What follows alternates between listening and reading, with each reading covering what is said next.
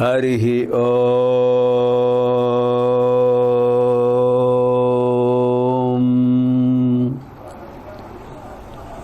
శ్రీ గురుభ్యో నమః. అంతరాయతిమిరోపశాంతయే శాంతపావనమచింత్య వైభవం తం నరం వపుషి కుంజరం ముఖే మన్మహే కిమపి తుందిలం మహః. కేయూరాణి న భూషయంతి పురుషం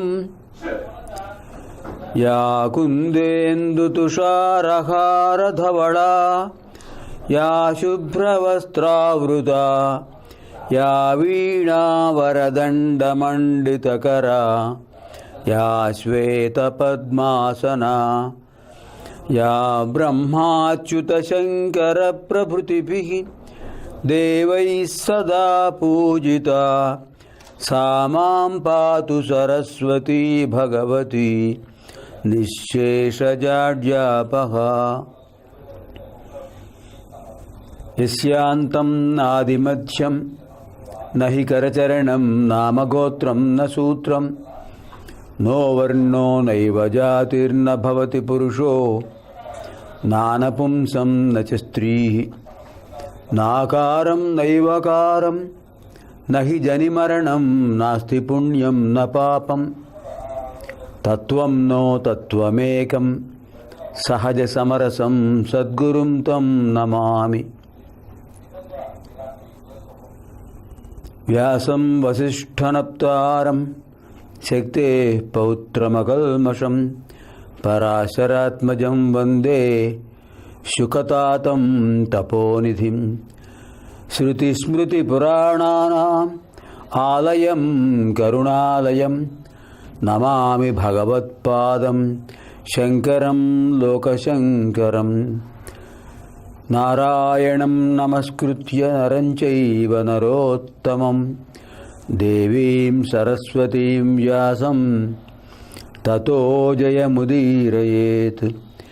అష్టాదశ పురాణేషు వ్యాసస్య వచనద్వయం పరోపకారః పుణ్యాయ పాపాయ పరపీడనం మద్వయం భద్వయం చైవ భ్రత్రయం వచతుష్టయం అనాపలింగకూస్కాని పురాణాని పృథక్ పృథక్. ఓం ప్రసార మాధ్యమ ద్వారా ప్రసారీకృత అష్టాదశ మహాపురాణాంతర్గత శ్రీ మత్స్య మహాపురాణ ప్రవచన కార్యక్రమాయ సర్వేభ్యః సందర్శక మహాశయేభ్యః తథైవ సంస్కృత భాషా జిజ్ఞాసుభ్యః శుభస్వాగతం.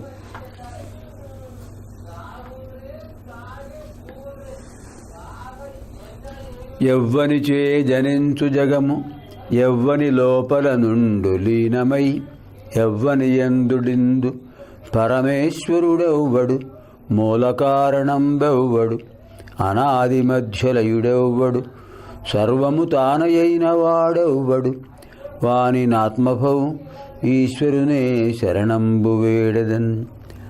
తల్లి నిన్ను దలంచి పుస్తకము చేతన్బూనితిన్ నీవు నా యుల్లంబందున నిల్చి జృంభణముగానుక్తుల్ సుశబ్దంబు శోభిల్లంబల్కుమునాదు వాక్కునను సంప్రీతిం జగన్మోహిని ఫుల్లాబ్జాక్షి సరస్వతి భగవతి పూర్ణేందు బింబాననా.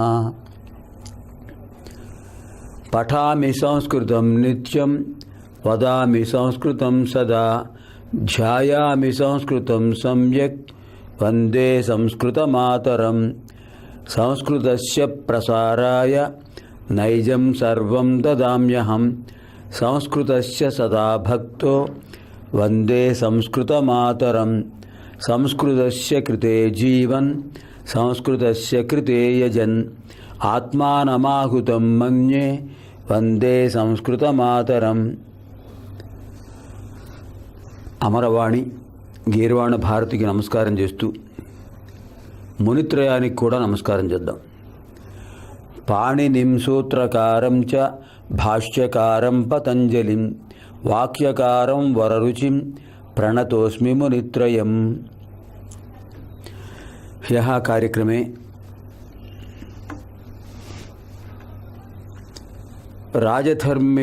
ధర్మేషు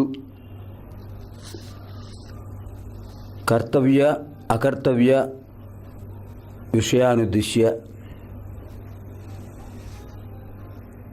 కించిదధీతం తత్పరిశిష్టాః విషయాः అద్య అధ్యేతవ్యాः. నిన్నటి కార్యక్రమంలో రాజధర్మాలు అనుసరించదగినవి, కరణీయములు చేయదగినవి, అకరణీయములు చేయతగనివి, వాటి గురించి కొన్ని విషయాలు తెలుసుకుందాం. ఇప్పుడు మరికొన్ని విషయాలు అధ్యయనం చేద్దాం. మత్స్యపురాణంలో చాలా విశేషమైన ఘట్టం ఇది. ఒకప్పుడు రాజులు ఉన్నారు, ఇప్పుడు పరిపాలకులు. ఏదైనా ధర్మం ఒకటే.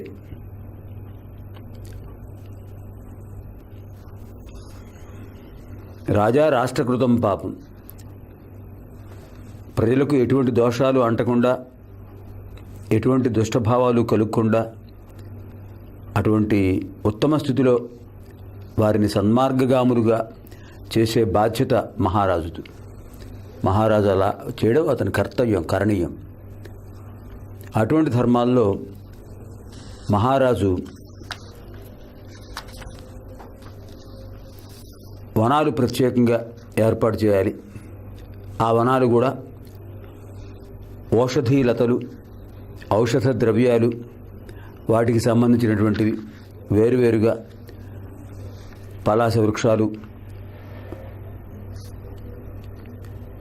అలాగే ఆమలకి వృక్షాలు, విభీతకి వృక్షాలు, హారీతకి వృక్షాలు, ఔదుంబర వృక్షాలు, అశ్వత్థ వృక్షాలు, వటవృక్షాలు, దేవదారు వృక్షాలు, అశోక వృక్షాలు, వేరువేరుగా వనాలు ఏర్పాటు చేయాలి. ఈ వన సంరక్షణ బాధ్యత ప్రత్యేకంగా కొంతమంది రక్షక దళానికి అప్పచెప్పాలి. ప్రజలు కూడా తమ నివాసాల్లో, ఆరామాల్లో, విద్యాలయాలు, వైద్యాలయాలు, దేవాలయాలు, అన్ని ప్రాంగణాల్లో కూడా ఆమ్ర వృక్షాలు, పనాస వృక్షాలు, నారంగి వృక్షాలు, కపిత్థ వృక్షాలు, తులసీ వనం, ఔదుంబర వృక్ష వనం ఇలాంటివి, అలాగే బిల్వ వృక్ష వనం ఇలాంటివి ఏర్పాటు చేయించాలి. అలా చేయడం వల్ల వాళ్ళకి శారీరక, మానసిక స్వాస్థ్యం ఏర్పడుతుంది అనే విషయాన్ని ప్రజలకు సోదాహరణంగా వివరించాలి. అలా వివరించినప్పుడు తప్పకుండా వాళ్ళు దాన్ని పాటిస్తారు. అంతేకాదు, రాజు సక్రమంగా తన ధర్మాన్ని నెరవేరుస్తూ అందులో భాగంగా ఈ వన సంరక్షణ ఆచరించినట్లయితే ప్రజలు కూడా అలాగే ఆయన్ని ఆదర్శప్రాయంగా తీసుకుని వాళ్ళు కూడా చేస్తారు. యథా రాజా తథా ప్రజా. అది ఆ దృష్టితో మనం చూసినట్లయితే రాజధర్మాల్లో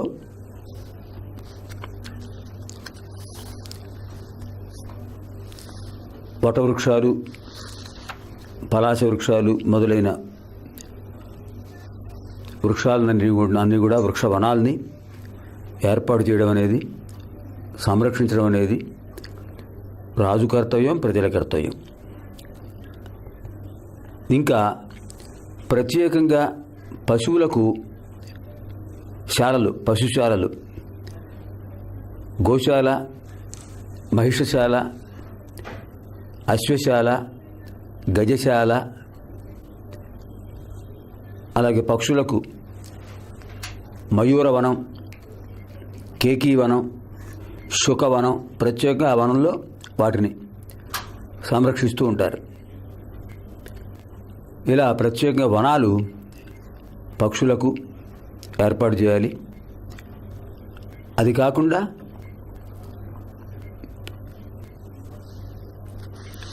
జంతు సంరక్షణశాలలు అవి కూడా ఉంచాలి.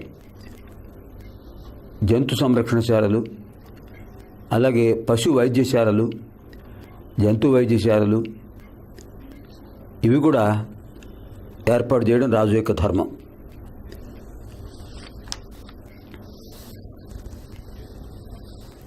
అతివృష్టి, అనావృష్టి మొదలైనవి ఏర్పడకుండా రాజు జాగ్రత్తగా యజ్ఞయాగాలు చేయాలి. లోకక్షేమం కోసం అతను చేసే యజ్ఞాలన్నీ కూడా మంచి ఫలితాలను ఇవ్వాలి అని ప్రజలు కూడా ప్రార్థించాలి. రాజు చేసే యజ్ఞాల్లో ప్రజలు భాగస్వాములు అవ్వాలి.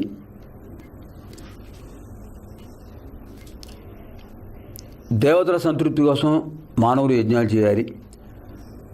తత్ఫలితంగా దేవతలు మానవులకు సువృష్టి, సస్యవృద్ధి కలిగిస్తారు. పరస్పరం భావయంతః శ్రేయః పరమాప్స్యథ అన్నట్టుగా మానవులు దేవతలు పరస్పర సుహృద్భావనతో ఉండాలి అని మనుధర్మశాస్త్రం చెప్తోంది, పరాశర స్మృతి కూడా చెప్తోంది. కనుక ఆ విధంగా మహారాజు యొక్క ప్రవర్తన దైవానుగ్రహం కోసం సంసిద్ధంగా ఉండాలి. అతని ప్రవర్తన ఆ విధంగా ఉండాలి. ఆ లక్ష్యంతో అతని ప్రవర్తన సాగాలి. ఇంకా చిత్రకారులు, శిల్పకారులు, నృత్య శాలలు, నర్తనశాలలు ప్రత్యేకంగా మహారాజు ఏర్పాటు చేస్తుండాలి. కవులు, గాయకులు, వైతాళికులు వాళ్ళను కూడా మహారాజు సంరక్షించాలి, వాళ్ళను పోషించాలి. వాళ్ళ చేత మంచి కళాకృతులను ఏర్పాటు చేయించాలి.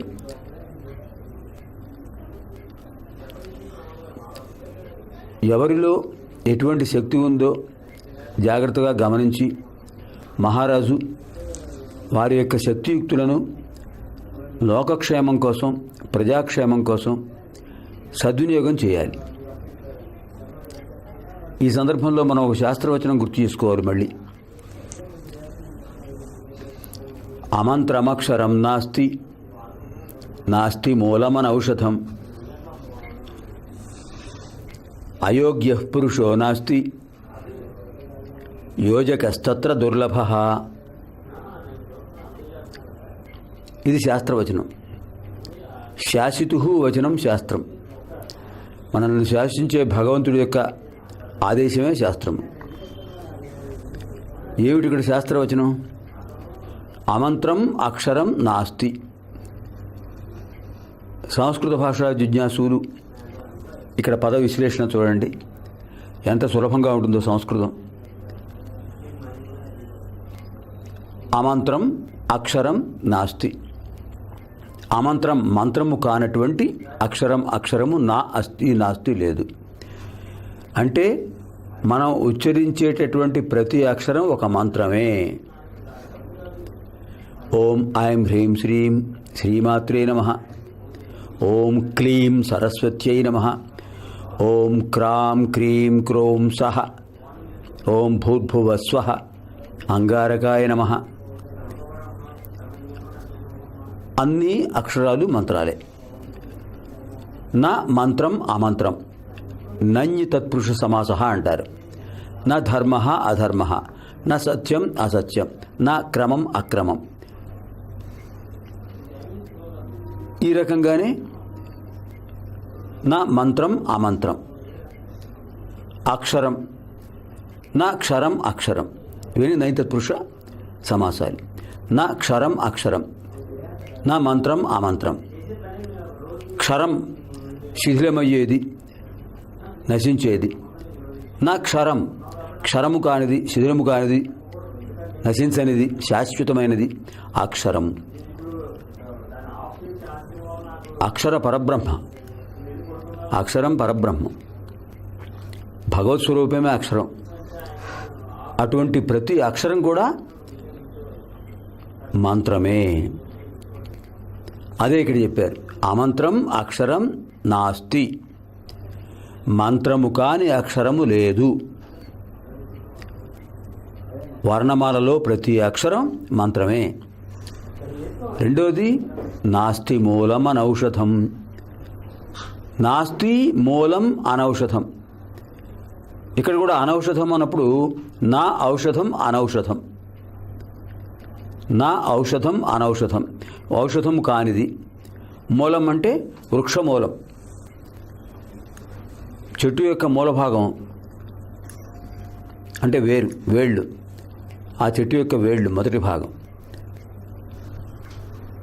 అటువంటి మూలం ఔషధం కానిది నాస్తి. నాస్తి మూలం అనౌషధం, ఔషధము కాని మూలము లేదు.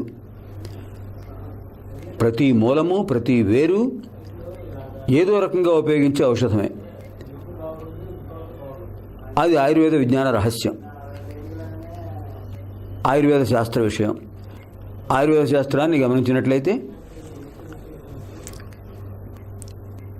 ఏ చెట్టు యొక్క వేరు ఏ వ్యాధికి ఉపయోగిస్తుంది, ఏ వ్యాధి నివారణకు ఉపయోగిస్తుంది అనేది తెలుసుకోవచ్చు. అదే ఇక్కడ చెప్పింది, నాస్తి మూలం అనౌషధం, ఔషధము కాని మూలము లేదు, ఔషధము కాని చెట్టు వేరు లేనే లేదు. ఇంకా మూడో విషయం ఏమిటి, అయోగ్య పురుషో నాస్తి. పురుష అంటే మానవుడు, మానవులు అంటే స్త్రీ పురుషులు. అయోగ్య పురుష నాస్తి. ఇక్కడ కూడా అయోగ్య అంటే నా యోగ్య. మా మూడు పాదాల్లో కూడా వరుసగా నై తత్పురుష సమాసాలే. మొదటి దాంట్లో అమంత్రం, మంత్రము కానిది. రెండో దాంట్లో అనౌషధం, ఔషధము కానిది. మూడోది అయోగ్య, నా యోగ్య అయోగ్య, యోగ్యుడు కానివాడు, యోగ్యత లేనివాడు, లేనటువంటి పురుష మానవుడు నాస్తి లేడు.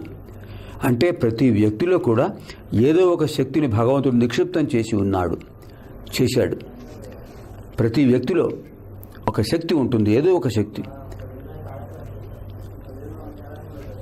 వాడిలో ఉన్న నేర్పరితనం, ఆ కౌశలం, నైపుణ్యం ఏమిటో గమనించాలి.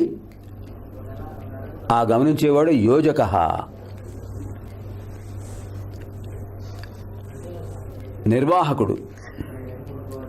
నిర్వాహకుడు ఏ వ్యక్తిలో ఎటువంటి సామర్థ్యం ఉందో గమనించి ఆ వ్యక్తి చేత ఆ పని చేయించి సమాజానికి ఉపకరింపచేయాలి.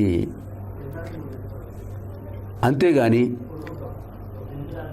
యోగ్యత లేదు ఇతనికి అని అనడానికి అవకాశం లేదు. అందుకనే ఈ వచనం, శాస్త్రవచనం, అయోగ్య పురుష నాస్తి, యోగ్యుడు కాని మానవుడు లేడు.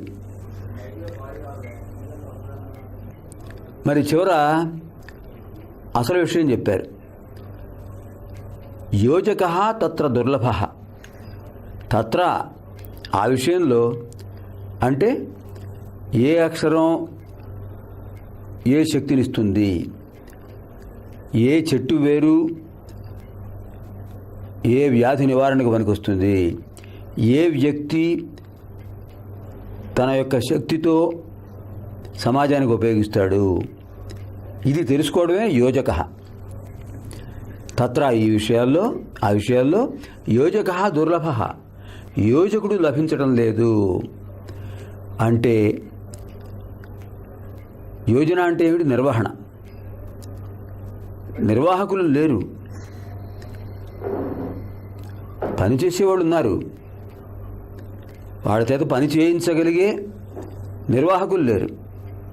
దుర్లభ, లభించడం లేదుట. వాడు లభించాలి, అందుకోసమే ఆ ప్రయత్నం.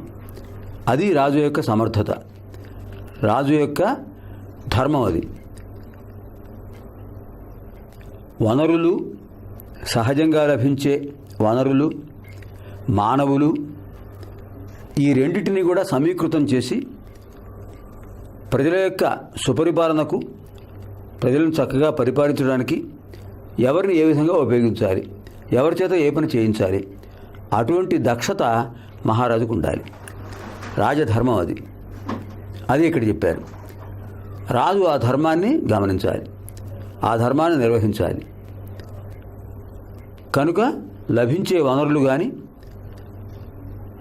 వ్యక్తులు కానీ వారిని సద్వినియోగం చేసి సమాజ క్షేమం కోసం వారిని ఉపయోగించగలగడం యోజకత్వ లక్షణం. యోజకస్తత్ర దుర్లభ. అటువంటి యోజకుడే మహారాజు, నిర్వహణ సామర్థ్యం గలవాడు. అదే మనకు ఆంగ్ల భాషలో కూడా చెప్పారు కదా, proper utilisation of men and material is only the administration. Administration is nothing but proper utilisation of men and material. లభిస్తున్న మానవ శక్తి, వనరులు, సహజంగా ఏర్పడుతున్న మూల పదార్థాలు, వీటిని సరి అయిన విధంగా తగిన విధంగా ఉపయోగించుకోవడం, అది నిర్వహణ సామర్థ్యం. మహారాజు అటువంటి నిర్వహణ సామర్థ్యం కలిగిన వాడై ఉండాలి.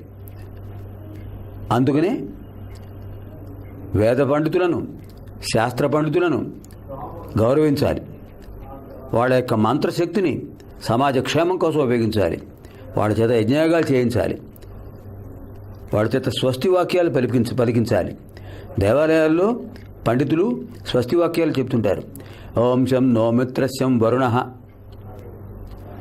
శం నో భవత్వర్యమా, శం న ఇంద్రో బృహస్పతి.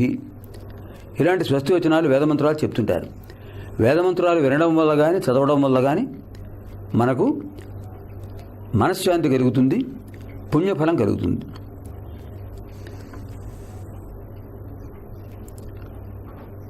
ఈ విధంగా వేద పండితులను, శాస్త్ర పండితులను గౌరవించడం, వాళ్లకు తగిన భృతిని ఏర్పాటు చేయడం, వాళ్ళ యొక్క పాండిత్యాన్ని ఇంకా అభివృద్ధి చేసుకోవడానికి అవకాశాలు కల్పించడం, ప్రశిష్యులను వాళ్ళు తయారు చేసే అవకాశాన్ని కల్పించడం, వాళ్ళకు ప్రత్యేకంగా ఆశ్రమాలు ఏర్పాటు చేయటం రాజు యొక్క కర్తవ్యం. అలాగే వస్తు సమీకరణం, ప్రజలకు జీవనాధారంగా ఉండేటటువంటి, జీవనోపయోగం కోసం ఉపయోగించేటువంటి ఆ సస్య రాశిని, వివిధ ధాన్యాలను, ద్రవ్యాలను సమీకరించి వాటిని ప్రజలకు తగిన విధంగా పంపిణీ చేయగలగటం, అది వైశ్యుల యొక్క ధర్మం. బ్రాహ్మణ, వైశ్య. క్షత్రియులంటే పరిపాలకులు. క్షతాత్తు త్రాయతే ఇది క్షత్రియ. ఆపద నుండి కాపాడేవాడే క్షత్రియుడు. ప్రజలకు ఆపదలు కలగకుండా చూసేవాడే క్షత్రియుడు. ఇంకా సేవాధర్మం ఉంది. సేవాధర్మం చాలా విశేషమైనది. ఆ సేవాధర్మాన్ని నిర్వహించేటువంటి కృషికులు అంటే కర్షకులు, కార్మికులు, వీళ్ళందరూ కూడా సమాజానికి సేవ చేస్తున్నారు. అటువంటి వారిని కూడా మహారాజు జాగ్రత్తగా రక్షించాలి, పరిరక్షించాలి. వారి యొక్క సేవా కార్యక్రమాలను సమాజానికి ఉపయోగించేటట్టు చేయాలి.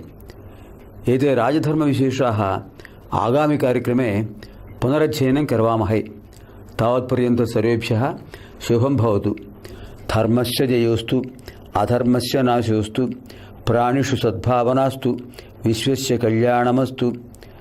దివ్యాం భవ్యాం సుబోధాం చ శుద్ధాం అర్థప్రదాయినీం జననీం బహుభాషాణాం వందే గీర్వాణ భారతీం. అసతో మా సద్గమయ, తమసో మా జ్యోతిర్గమయ, మృత్యోర్మా అమృతం గమయ. ఓం శాంతి శాంతి శాంతి. స్వస్తి.